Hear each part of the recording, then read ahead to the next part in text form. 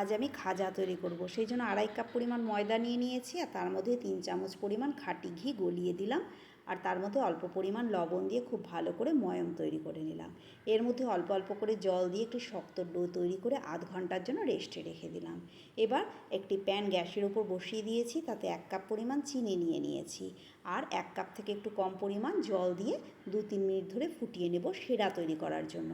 এবার এর মধ্যে 2টো এলাচ, আমি ফেটানো এলাচ এর মধ্যে দিয়ে দিলাম।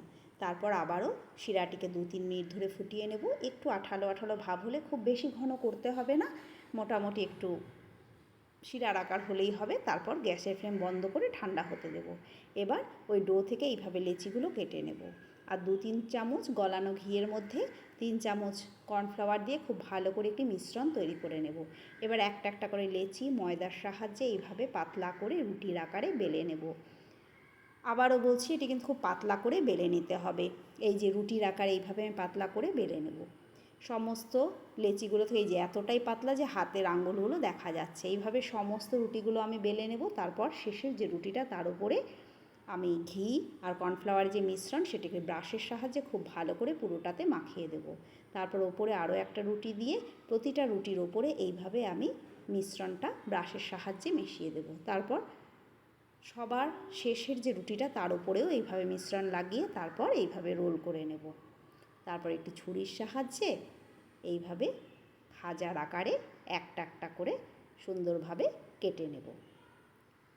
এই যে দেখুন, সবগুলো খাজা আমি কেমন করে কেটে নিয়েছি। সবগুলো খাজা আমার কাটা হয়ে গেছে। এবার এগুলোকে একটি বেলনির সাহায্যে খুব হালকা করে প্রেস করে বেলে নিতে হবে। এই যে এইভাবে সমস্তটা আমি বেলে নিলাম। তারপর গ্যাসের উপর কড়াই বসিয়ে দিয়েছি, পরিমাণ মতো সাদা তেল।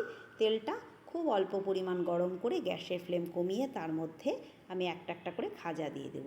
তেল আস্তে আস্তে গরম হতে থাকবে, আর খাজাগুলো দেখুন এইভাবে ফুলে উঠবে। খাজাগুলোকে আমি উল্টে পাল্টে হালকা লাল করে ভেজে তুলে নেব।